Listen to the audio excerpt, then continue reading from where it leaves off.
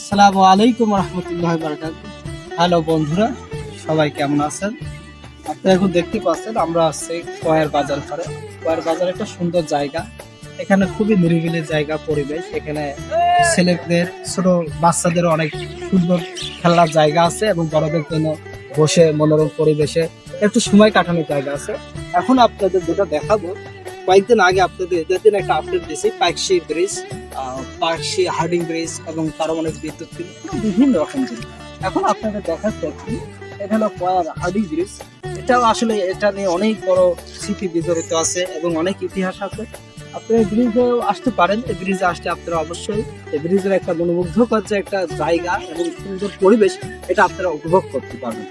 অতএব আপনারা অবশ্যই কয়া হার্ডিং ব্রিজ এবং কয়ার যে ব্রিজ মেন, এটাতে আপনারা আসবেন এবং ঘুরে।